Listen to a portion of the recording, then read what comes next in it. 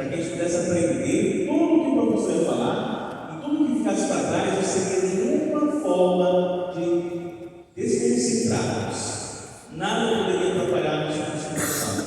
E às vezes na nossa forma de ser criança, naquela época, às vezes falava, quem ficava na frente, eles faziam estudiosos. O pessoal que ficava no meio, talvez fosse o pessoal que ficava, tinha interesse, outras vezes não. Mas o pessoal do fundão, aquele para você. Eu confesso que eu gostava do computador do fundão. Mas na verdade, não tinha na prática algo que de fato definisse alguém se era estudioso ou não. Na verdade, isso vinha mais de uma questão cultural infantil, de que talvez parte da sala de aula pudesse de fato influenciar na caminhada de alguém em relação ao conhecimento. Mas o que isso tem a ver com o Evangelho?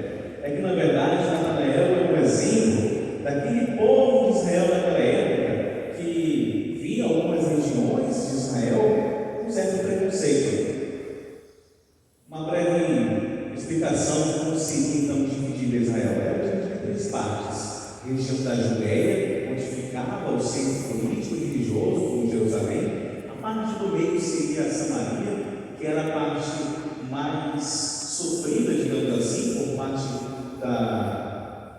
pessoal que estava na Judéia, porque Samaria era uma população muito misturada com outros povos.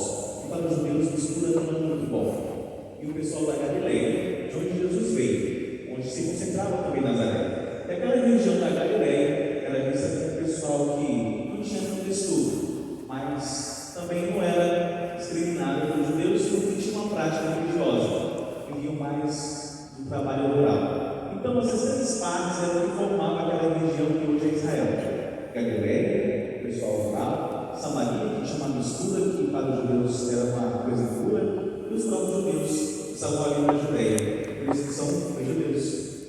Os judeus viam principalmente a Samaria como algo não muito bom, e a Galileia via com pena, principalmente no não estudo. Natanael vinha de uma região que acabava tendo pena dos galileus.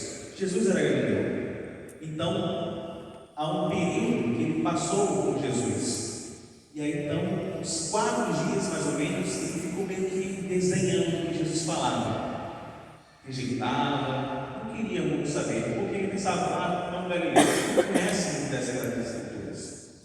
No entanto, Jesus o surpreendeu. Surpreendeu como? Ele disse aquilo que Natanael nem sonhava que ele soubesse. E olha que eles não estiveram próximos ali quando Natanael estava debaixo da figueira. Mas a verdade é que aquilo que Jesus falou tocou a consciência de Natanael, porque de fato Natanael era muito sincero naquilo que pensava e expressou com muita sinceridade uma certa rejeição aos ensinamentos de Jesus. No entanto, quando Jesus tocou a consciência de Natanael, aí ele ficou sem nenhuma forma de bloqueio. Estava totalmente ali, livre, para então experimentar a graça. E muitas das vezes, nós até desconfiamos do próximo com relação ao chamado, porque isso também foi um chamado de Natanael. Ele iria ver, presenciar, testemunhar muitas coisas. Nós também somos chamados por Deus. Às vezes tem pessoas que até pensam: será que você vai mesmo? Será que você vai mesmo seguir com aquilo que está propondo Jesus Cristo? Acabamos julgando de certa forma, mas não queria chamar a atenção para isso.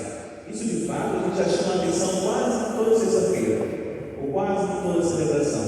Mas a verdade é que muitas vezes nós desconfiamos de nós mesmos. Jesus nos chama imaginando por que ele está nos chamando, por que tem que ser eu, por que de fato Cristo acredita na nossa participação, na missão de continuar a missão dele. A verdade é que muitas vezes nós nos diminuímos, nos menosprezamos diante de um dom que nós temos, que é a vida. Natanael foi chamado por Cristo, ainda que tivesse ignorado muita coisa, mas Jesus o conhecia. Jesus sabia bem quem era a pessoa de Natanael. E aí então, ele expressa: eis aí o verdadeiro israelita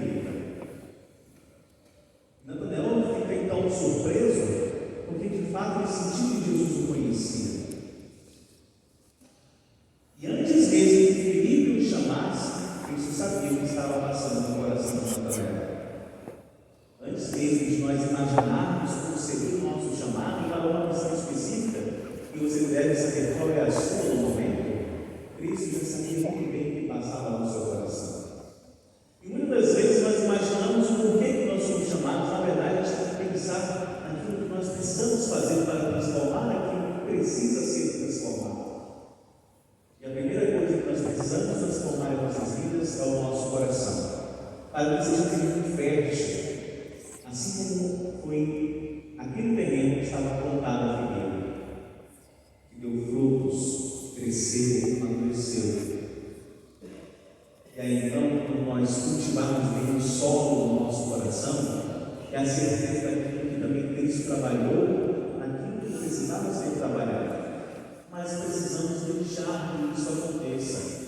Precisamos deixar que Jesus mostre o caminho para vermos as graças que serão alcançadas. E agradecer por aquilo que nós imaginávamos passar.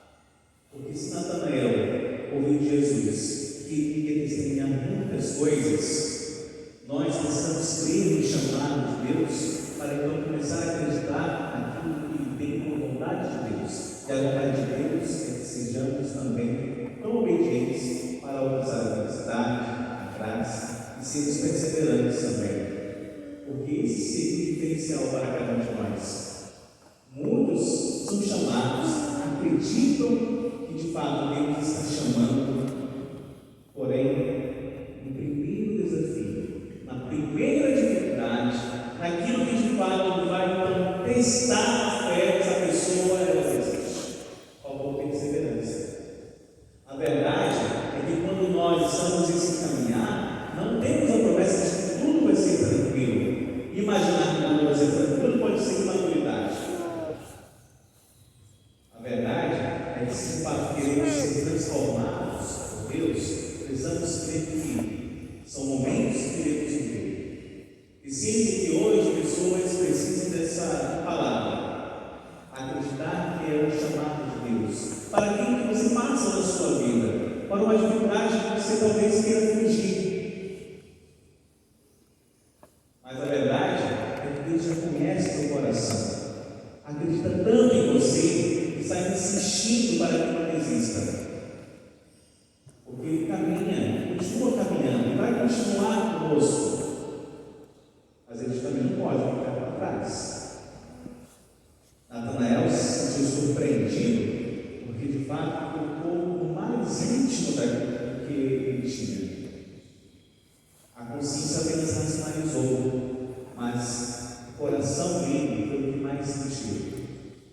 E Cristo falou que muitas coisas iriam ver, porque ele iria ver anjos sobre o Filho do Homem, e tudo aquilo que nós fizermos será então para a honra e glória de nosso Senhor Jesus Cristo, que já habita no seu coração e que precisa ser transformado.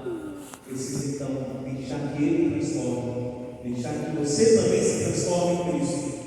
É assim que explica ninguém. Hoje nós celebramos os 3 arcanjos. Quem são? Miguel, Rafael e Gabriel. 3 que não viveram bem, criaturas divinas e que fazem a vontade de Deus. Protegem, anunciam e até nos funcionam na exercício da cura. O que nós precisamos perseverar para combater, para sermos também perseverantes?